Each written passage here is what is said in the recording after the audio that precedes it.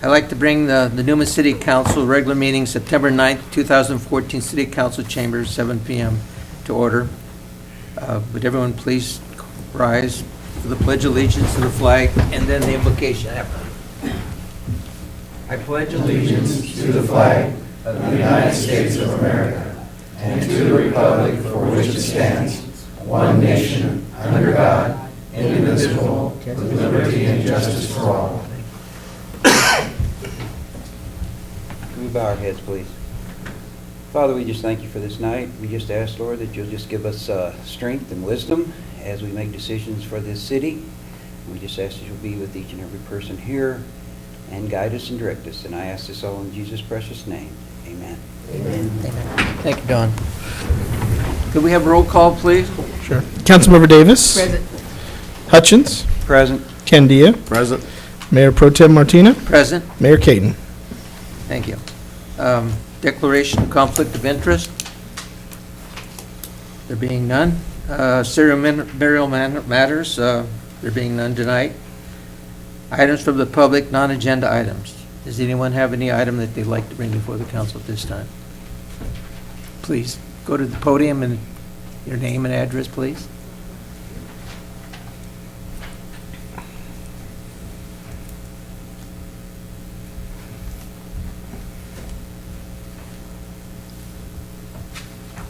Hello, my name's Carolyn. I've lived in Newman since 2005, and I live over on Eucalyptus Avenue, 655 Eucalyptus Avenue. And my complaint is, again, the condition of the Sherman Parkway stripway. The trees, the leaves, the branches blow down and break. Graffiti's had always been a problem, but the weeds, and we've talked with Joe. Years ago, I talked with Doug, and he told me to be patient, that they had a new plan. I've been patient. It's really, really in poor condition. I believe it's a safety hazard.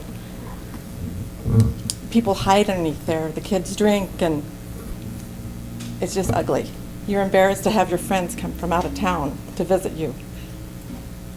Do you know what part I'm talking about on Sherman Parkway? Sherman Parkway, Sherman Ditch.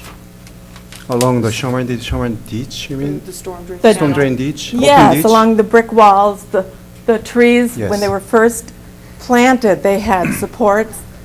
The strong wind came, broke the supports, they were never replaced. Yeah, the city staff fully recognized that issue, and we cleaned the ditch once early this year, but however, the condition returned very quickly because there's several reasons. So that's Well, why. my issue is that nothing's been done, like the trees, the leaves, the Yeah. branches have been broken, they remain dead, they remain there.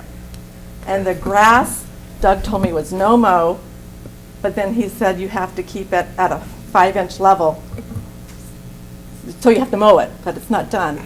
And it's been left to go to seed, and it's weed, and it's overgrown, and the bushes that have died have not been replaced. It's just horrible. It's embarrassing. Okay. It's looking really bad. Right. Yeah. Mayor Pro Tem, we have developed a plan, and if I'm sorry, I forgot your name. but- Carolyn? Kelly, if you'd like to stay around after the meeting, we'll show you some plans that we have for improving Sherman Ditch. And we have some illustrations and a few other things that we're going to do along there. So if you'd like to stay after the meeting, it'd only take us maybe 10 minutes. We could walk you through what the plans are for that to move forward. Sure, that'd be Okay. great. I'm sorry, could you state your last name one more time for the, Oh, I'm sorry, I didn't say that. It was Carolyn Casey. okay, thank you very much. Okay, thank you so much, and we appreciate the information. Anyone that like to come forward at this time? Okay, thank you. Consent calendar. Waive all readings of ordinance and resolutions except by title. B, approval of warrants. C, approval of minutes of the August 12, 2014 meetings. Adopt resolution number 2014 declaring certain personal properties surplus properties and authorizing disposal and/or sale of properties. E, adopt resolution 2014, a resolution of concurring and supporting for the fiscal year 2013-2014 caliber. F, adopt resolution number 2014, next number, a resolution authorizing the city manager to execute an agreement designating the city of Newman as a sub-receptive of CDBG funds for the fiscal year 2014-2015 with Stanislaus County. G, adopt resolution number 2014, next number, a resolution approving the filing of final map for the villas at Sherman Ranch, Unit 2.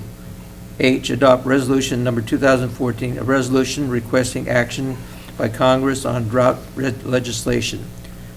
I, and authorize the city manager to execute an amendment to the land purchase and sales agreement for 2,200 acres, plus or minus, for the use in the operation of the water treatment facility. I'd like to pull item I from the consent agenda, Mr. Mayor Pro Tem. Okay, item I has been pulled. Could I have direction for the other items?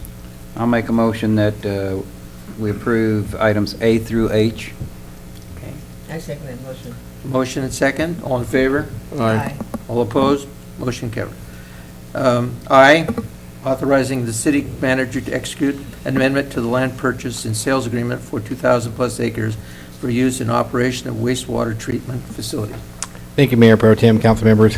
This was an item that first came before you in June of 2014, where we entered into a purchase and sale agreement with the Dunkley Lucas Holding Group, and it's to purchase 200 acres for the expansion of our wastewater treatment plant.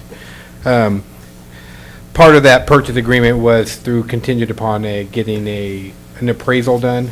The appraisal has come in, and the appraisal actually came back at $3 million instead of the $3.5 million they were asking for.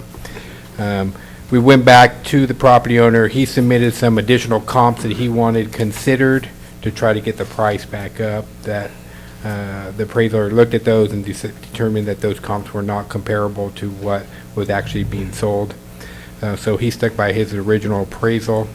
With that being said, we came back with the property owner.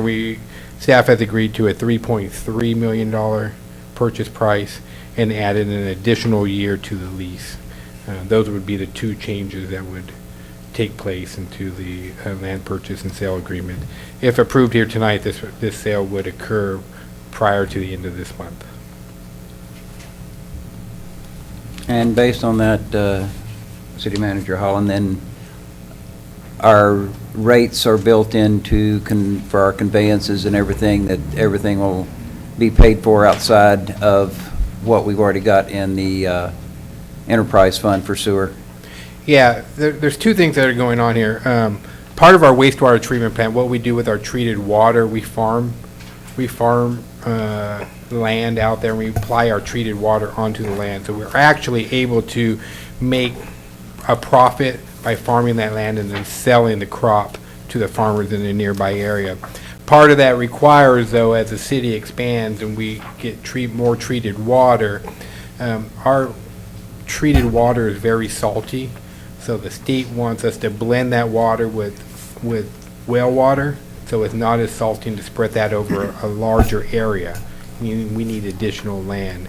Because these two properties are immediately adjacent to our wastewater treatment plant, and for us to go to any other facility would probably cost a significant amount of money, in excess of probably $100,000 per mile, depending on where it is in the conveyance system and where we could find it, and whether it's downhill or uphill. There's a lot of different factors on there. We talked with the wastewater treatment plant operator. He still thinks that this is the value that we need in order for the city to continue to take that land. So it's a property that we need. It's immediately adjacent to us. It allows us to expand our treatment plant at a very reasonable cost. All the costs for the purchase of this property, as well as any of the conveyance system to this property, are already built into our rates. So this would not have a negative effect on our rates.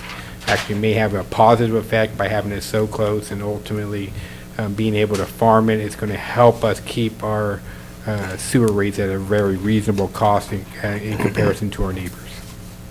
Thank you. Could I have some direction from the council, please? I'll make a motion, we authorize the city manager to execute an amendment to the land purchase and sale agreement for 200-plus acres for the use and operation of the wastewater treatment facility. I second that motion. I have a motion, a second. All those in favor? Aye. Opposed? Motion carried. Public hearings, there being none tonight. I see we have the Veterans of Foreign Wars here. Good to see you tonight. 10, regular business.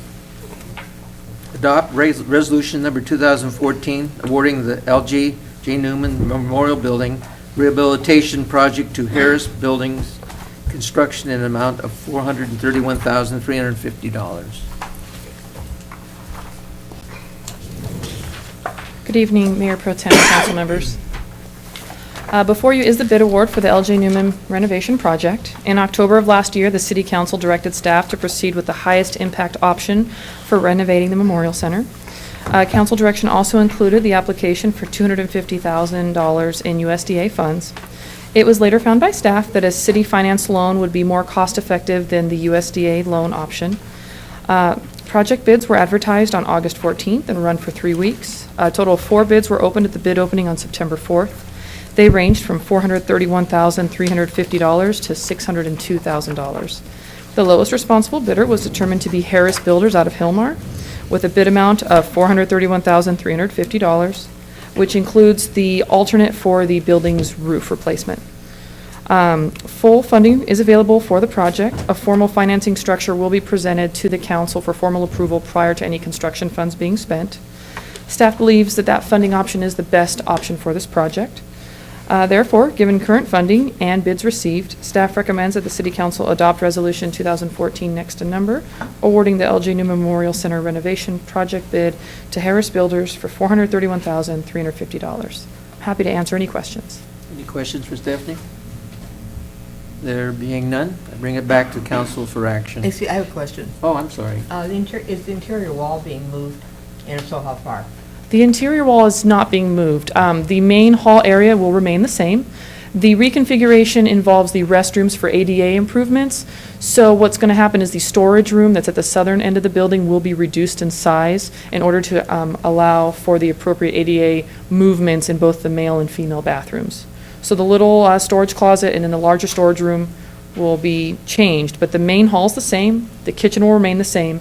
It's just the restrooms and the storage room that'll be changed. Thank you. I have another question. Tell me about this high-performance stove that's going to stay on all the time. What? Actually, we're hoping, the research that I've done, instead of a gas stove with pilot lights that are always on, which is what we currently deal with, there is new technology now that's similar to like the home gas stoves where there's the little, I don't know what to call it, the little activator that clicks and starts the... electric. Yeah, okay, electronic ignition, thank you. That is what we are planning to install. So it's actually going to be better. No risk of a pilot light going out and filling up the room with gas. This is actually an improvement. So it won't be on. If anything, it's actually better. Good. Thank you, Stephanie. No problem. Okay, any other further questions? Nope. Bring it back to council for direction, please. I make a motion, we adopt resolution number 2014, next to number, awarding the L.J. Newman Memorial Building Rehabilitation Project to Harris Builders Construction in the amount of $431,350. I'll second the motion. Motion is made and second. All in favor? Aye. All those opposed? Motion carried. Thank you. Thank you, Stephanie. 10B, adopt resolution number 2014, next number, authorizing the mayor to execute a 5-year agreement with the city of Oakdale to provide police dispatch and related services. Thank you, Mayor Pro Tem, members of the council. Tonight before you, we're going to look at a contract with the city of Oakdale to provide our police dispatch and related services, which would be non-emergency services on there. Currently, the Newman Police and Fire Department dispatch are dispatched by Stanislaus Regional 911. Stanislaus Regional 911 is a joint powers agreement between the city of Modesto and Stanislaus County, of which, while we're not a partner to the JPA, we are a contractee, if you will, and we get service from them. We began looking back at our records, and in fiscal year 2000-2001, we were paying $39,000 a year for dispatch services. we did some evaluations starting in '04 and '05, and by '04, '05, that $39,000 had become $93,000. A decade later, it's up 194%. We pay $273,000 for 12,000 calls of service. That's a very high number for us. Again, our cost has gone up 194%. I think if the two member agencies, the county of Stanislaus, if their fee would have went up 194% in a decade, they would probably make some changes. But since it's not theirs, it's our cost going up. Put something in it. They haven't done any. We've made some projections. Historically, our cost has gone up on average about 9% a year. By fiscal year 1920, we'd be looking at almost $420,000 just for dispatch services. That's quite a big number for the city of Newman. So the police chief and I have been looking for a while, and we've been talking about this, and it actually goes back before this. Chief Richardson, our previous chief before that, actually looked into it. At that time, it was not cost effective. However, our chief has done a great job, and he's identified a potential partner within Stanislaus County that has their own PSAP, or dispatch service, and that's the city of Oakdale. After having conversations with their chief and a little technical talk, we do about 12,000 incidents per year, so that's not a lot of calls. And talking with his chief, and they do about 20,000 calls for incidents per year. When they started looking at the numbers, it looked like there was a potential to create a win-win situation. There may have been some capacity in their system that would allow them to expand a little bit and us to help them upgrade. So based upon that, our two chiefs started getting into some conversations about how to move forward with that. So in that framework, they've come up with an ability here that we would enter into a 5-year agreement starting January 1st of 2015. And what that does is for the first 3 years of the contract, we have a fixed rate of $186,000. And if you look at your exhibit there, so we have a projected cost, we have a fixed cost with Oakdale 911. It would be $186,000 for the first 3 years. And then there'd be a 3% increase to $91,580 for year 4 and year 5. There's additional costs that go along with that. Currently, Oakdale uses a different records management and CAD system that we use. We use a system called InSync. That's essentially the software that the officers use in their vehicles and at the dispatch center. They use something called RIMS. It's a very well-received operating system for small to mid-sized agencies, and they're very happy with it. And I know our chief has looked at it, and he's very comfortable with moving to it. So there's some cost associated with that. Because we're only looking at dispatching police, our fire would still stay with SR 911. Oakdale does not even dispatch their own fire. SR 911 dispatches Oakdale Fire for them. Based upon some early conversations with the county CEO, currently we don't pay a cost for fire, but since we're going to leave SR 911 police services, they decided they're going to charge us for fire dispatch. And right now we're estimating that to be about $18,000 a year. So again, if you look into your staff report, there's a breakdown of the number of years there. Ultimately, what we're talking about here is the first 12-month period, it cost us about $4,000 more than our current system. But after that, for the next 4 years, we would save between $40,000 and $45,000 a year. So over the life of the contract, we'd save about $170,000 over a 5-year period. But even more importantly, it allows us in the budget process to project out what our cost is going to be.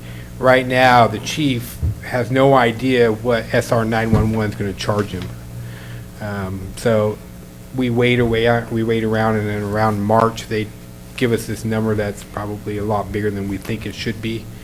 And going forward this way, our costs are fixed for the next 5 years. We know what those costs are going to be, so that's going to be an appropriate budgetary item that helps us move forward, so. There's also a customer service level that goes along with this, and not to say anything about the individual dispatchers at 911, but being a smaller agency on this large dispatch center, we are not always the first to be dispatched out. Sometimes our officers have to wait, and the customer service level is not always the greatest that we receive, and I think the chief can elaborate more on that if you need to know. Now, before, if the chief had concerns about dispatches, there was a whole board and commission and all these people we had to go through. Now it's just chief to chief. If we have an issue with the dispatcher or there's something going on there, our chief calls the Oakdale chief, it gets handled. So, or he can talk to the supervisor. So we think there's going to be not only a cost savings, but an enhancement on customer service level, which is going to enhance public safety as well as the safety of our officers that are going to get better customer service and response time as well.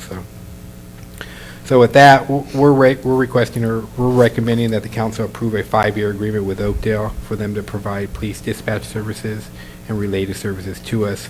The contract is attached for your review. As part of that contract, there was a list of services on there that the two chiefs have worked out, and that includes, and this is for, people who understand law enforcement, they're going to hold our warrants for us. They're going to receive calls and dispatch animal control related stuff. Not that we won't do it here, we can do it with there as well. That's going to be after hour. Maintain two-way radio communications, computerized records of incidents. Are also going to enter our stolen vehicles and our missing persons and some of those other things that currently aren't being offered to us. So the amount of customer service that our officers are going to receive is enhanced as well.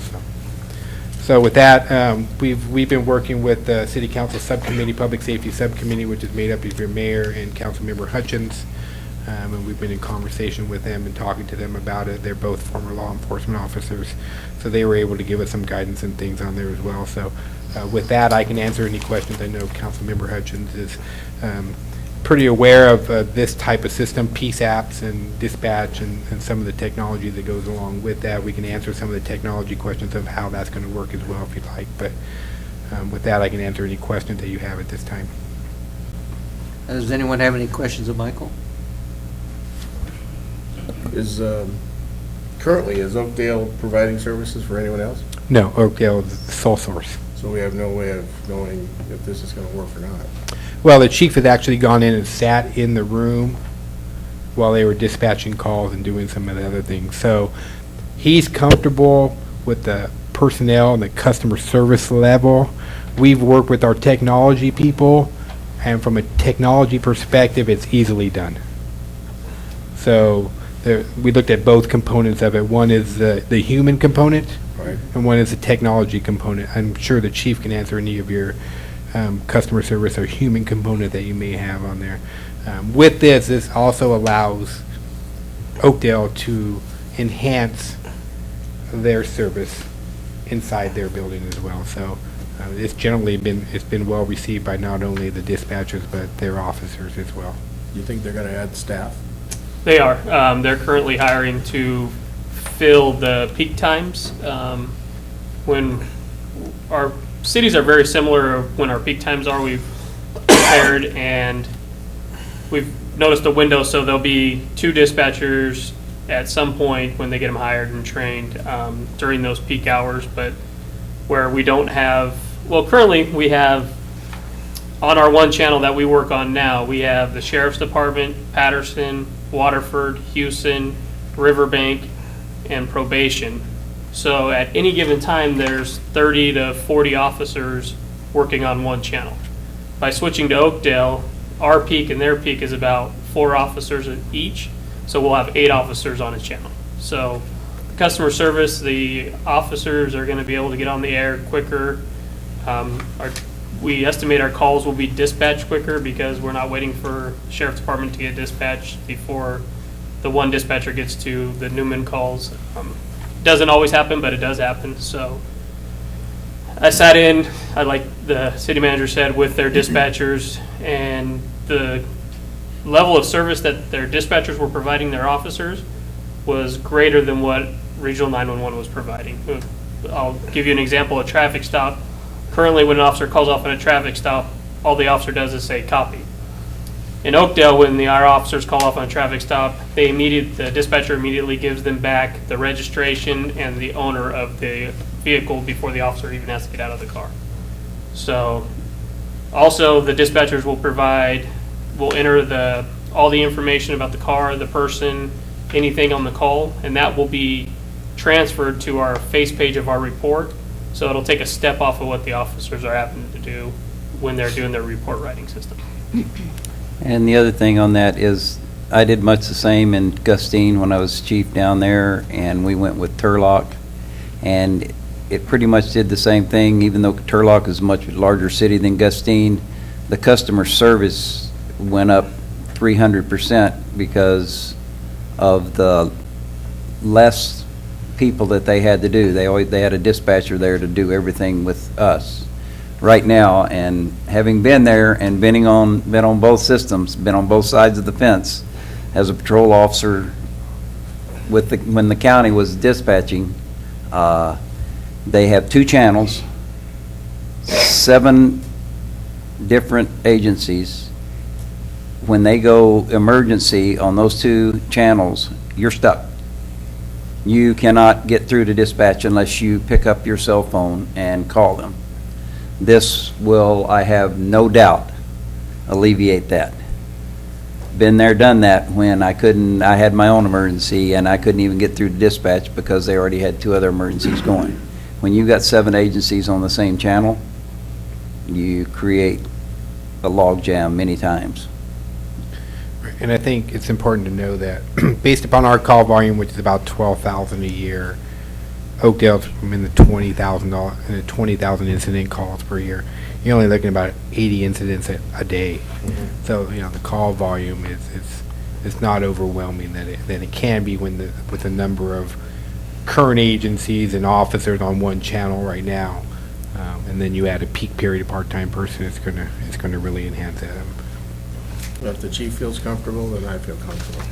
Michael, just a question on non-emergency calls. How are they handled? Oakdale will handle those, 'Cause, and we doubt that they're. Do you want to choose that one? Because we've had terrible service on non-emergency calls. Absolutely, and I'm guessing you're referring to the phone tree. I have been advised that there is no phone tree in Oakdale, so what it'll be is we'll get a new number for Newman that we'll give out to the public. And when you call that, it'll go directly to their dispatchers, just like if you were to call 911, but it's a non-emergency line. Great. So it'll be exactly the same, except for you won't have to press a bunch of buttons to get Yeah, through you to talk won't to get somebody. frustrated like. Right, and hang up and then come in and complain. Amy, thank you. Thank you. That's One the- other item, too, that we will be getting out of this is the record management system, is because the county has no records management system, and if they ever do get one that works, which they've been trying to do for years, that would increase our cost also. We're switching to one that is well-known in California. I've seen it in action in about 9 different cities. It works real well, and will actually, I think, make it even better than what we've had for the last 6 years, which has worked well.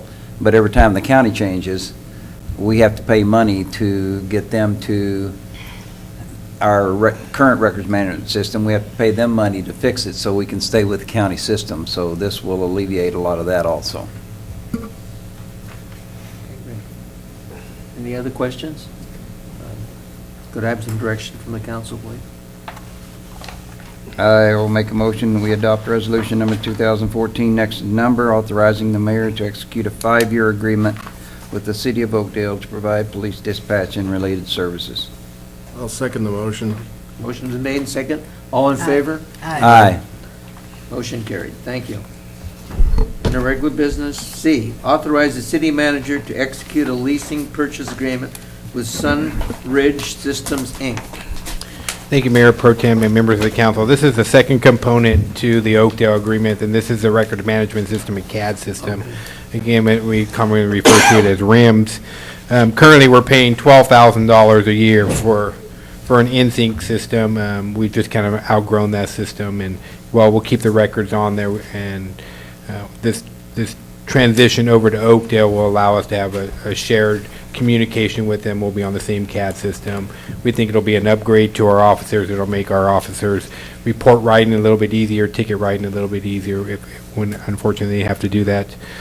So with that, there was a purchase option and a lease option, and after the finance director and I looked at it, we believe the 5-year lease option is the best.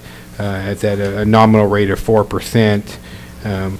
Lease purchase agreement is, the payment is $19,867, and the support payment is $9,060. It'd be a 5-year, and after the 5-year, we would own the software. So I can answer any questions that you may have at this time. Any questions for Michael? There being none, bring it back to council for direction, please. I'll make a motion, we authorize the city manager to execute a lease purchase agreement with Sunbridge Systems Incorporated. I second that motion. Have a motion, second. All in favor? Aye. Motion carries. Item number 11. Item from District 5 Supervisor Jim DiMartini.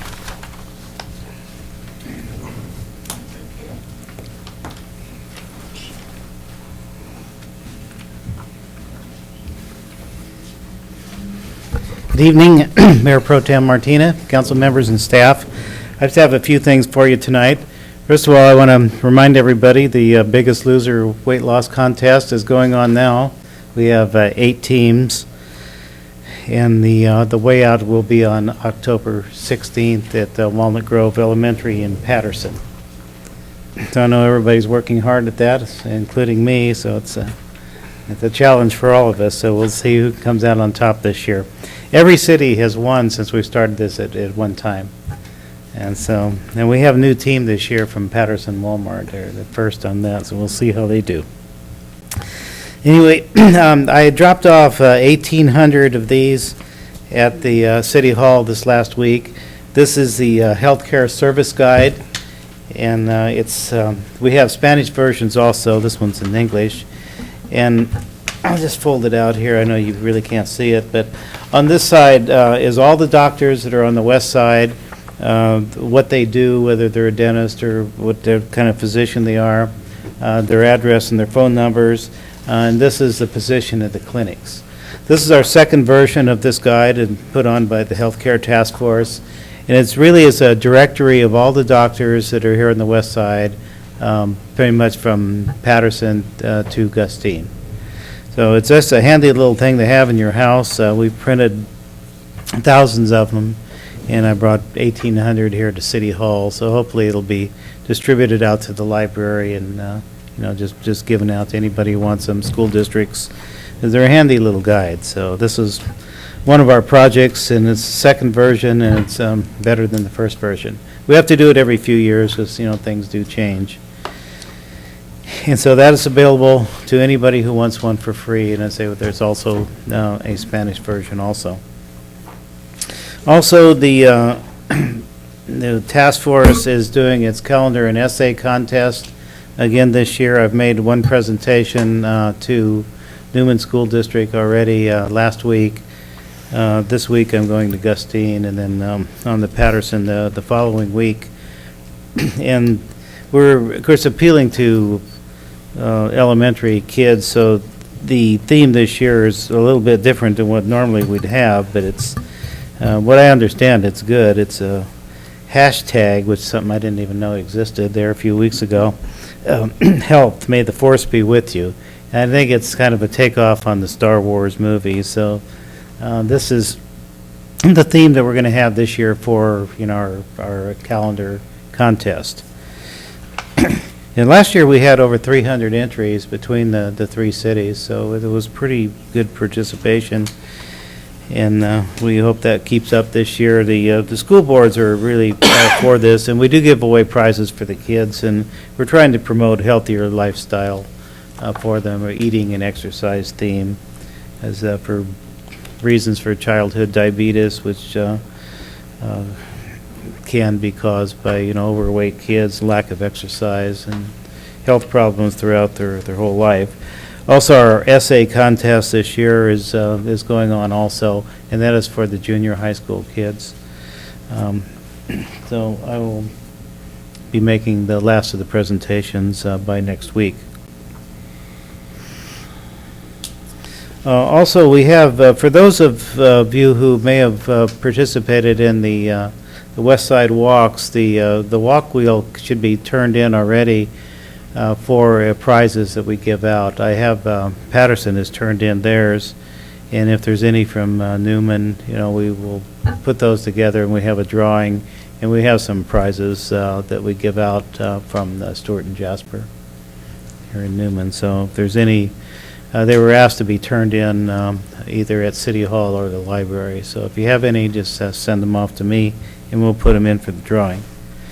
And the last thing I have, also put on by the task force and sponsored through Stanislaus County Health Services Agency, is what we call the Collective Impact Training. And the West Side Healthcare Task Force, is a varied group: municipal government, school districts, business, community healthcare providers. And we know that there's other people out there that are doing maybe similar things, but maybe not exactly, whether they're faith-based, nonprofit, in education.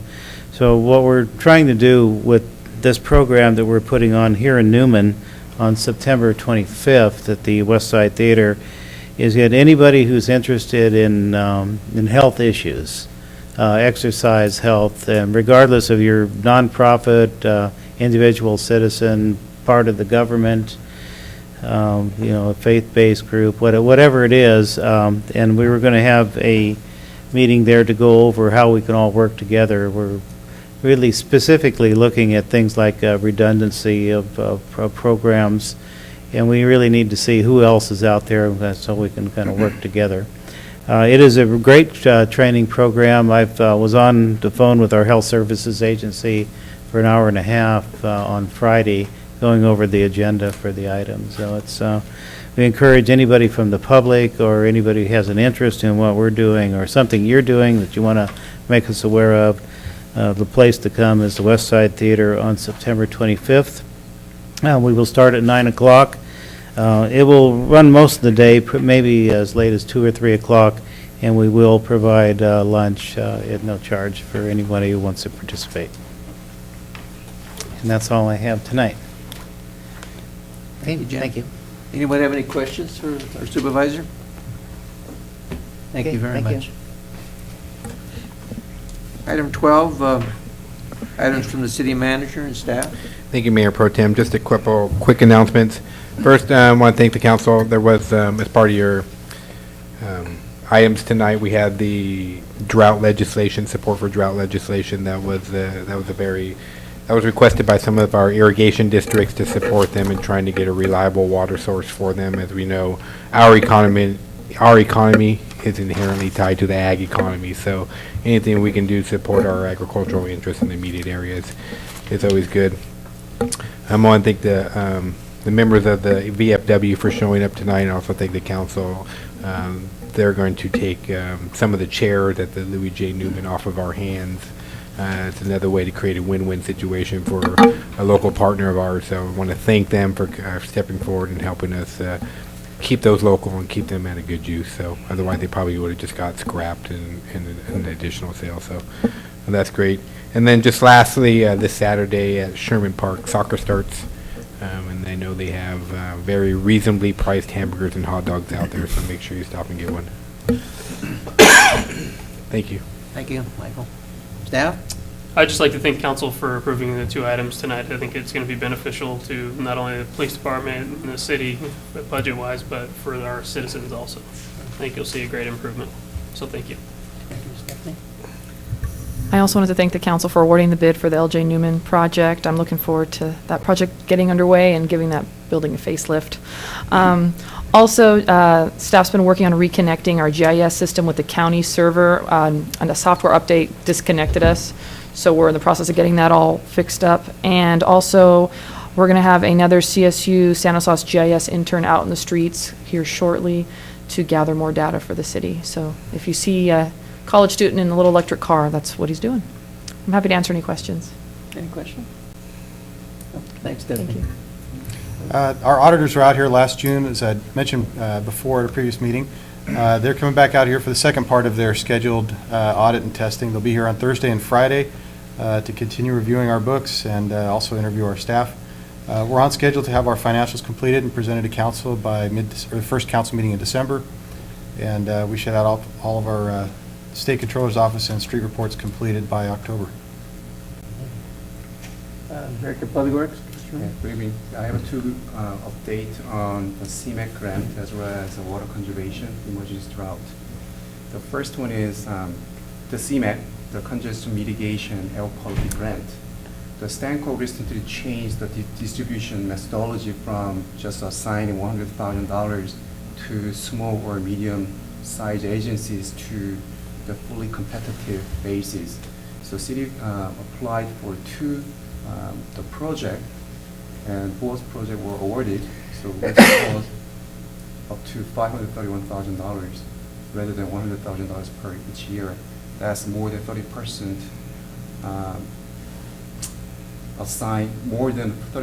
assigned to 6 small or medium agencies. One of the projects is CNG street to sweeper, $350,000. So no local match are needed. So with that, our city staff can operate the sweeper in the future. Then we can expect to save more than $40,000 per year for that item. The second one is Mercer Street bike and pedestrian improvement project, which costs $181,000. So city planner, city Ocasio helped a lot on that. So with that, we are going to see really good bike paths in downtown. So another item to update is drought emergency regulations. New regulation effective August 1st, as you know, is very important for the city as well. So city staff regularly check the downtown last 1 month and identified more than 50 violations, minor, small violation, and we contact residents, provided bubble warnings, the notice, written notices, as well as notice of violation. So far, every single resident followed all the directions and provided corrective actions. With that, last month, August, we achieved more than 30% water reductions. So since the state governor announced the emergency late January, City of Newman achieved more than 20% water cut, which is exceeding state recommendation. With that, I think we're on the right track. So we will keep updating on that input item in the future. That's what I have. Thank you so much. Items from the city council. Don, do you have anything? Just a quick question. Across where we live on Kaya, they're doing some heavy watering and stuff. Are they going to build there, or? Yeah, there's permits pulled on those lots, that's why they're watering.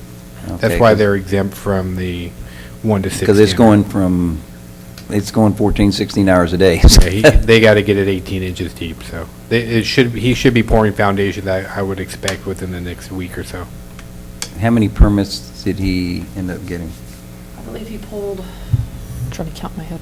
I think he pulled 3 so far.